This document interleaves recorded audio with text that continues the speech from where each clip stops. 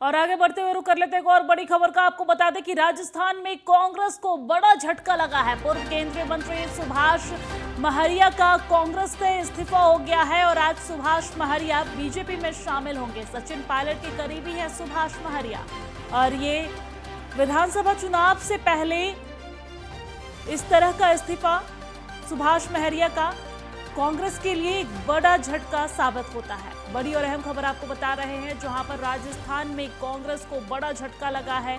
आपको बता दें कि आने वाले दिनों में राजस्थान में विधानसभा का चुनाव भी है और इससे पहले कांग्रेस के एक नेता का जो काफी करीब माने जाते हैं सचिन पायलट के, उनका इस तरह का इस्तीफा कांग्रेस को बड़ा झटका देता हुआ नजर आ रहा है। राजस्थान से ये बड़ी खबर सामने आ रही है, जहां पर कांग्रेस को बड़ा झटका लगा है। पूर्व केंद्रीय मंत्री सुभाष महरिया का कांग्रेस से इस्तीफा हो गया है और आज सुभाष महरिया बीजेपी में शामिल होंगे। सचिन पायलट के काफी करीबी माने जाते हैं सुभाष महरिया।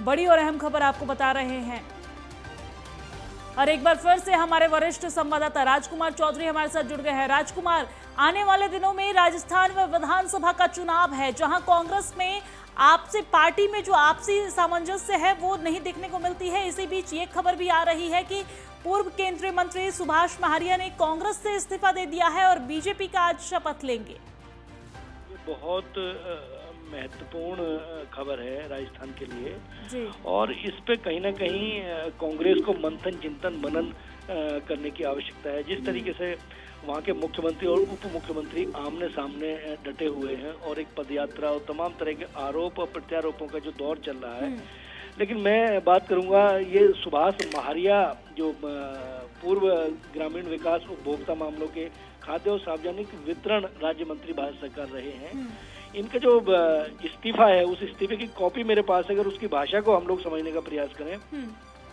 तो बड़े मार्मिक शब्दों का उसमें इस्तेमाल हुआ है। उसमें अगर एक जगह बात की जाए तो मेरे द्वारा कांग्रेस पार्टी के शामिल होने के पश्चात असंख्य कार्यकर्ताओं तथा जमीनी कार्यकर्ताओं को जो वादे किए गए थे शायद उस पर कांग्रेस खरी नहीं उतर रही है और उनमें अंत में उन्होंने जो 3 शब्द लिखे हैं, अतः इस परिस्थिति में कांग्रेस पार्टी से जुड़े रहकर कार्य करना मेरे लिए असंभव नहीं है।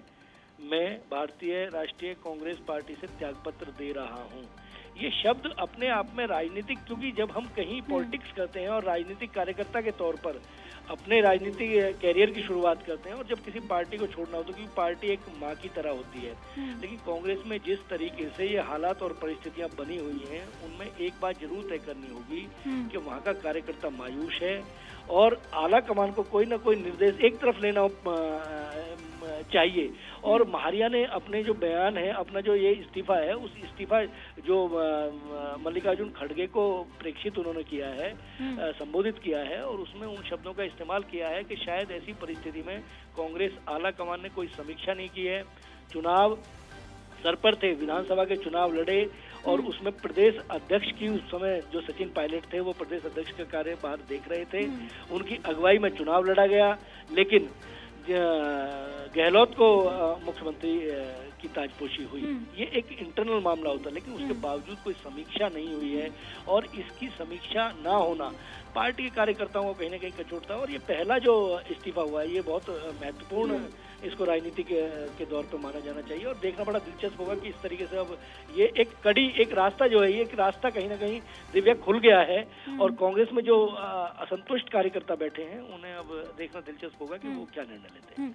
राजकुमार, देखा जाए तो कर्नाटक और राजस्थान की जो स्थिति है लगभग सिमिलर दिख रही है, क्योंकि राजस्थान में भी प्रदेश अध्यक्ष जो रह चुके हैं उनके सचिन पायलट, उनके नेतृत्व में चुनाव लड़ा गया। हालांकि मुख्यमंत्री का जो ताज है वो किसी और के सिर मिला। इसी तरह कर्नाटक में भी कुछ देखने को मिला है।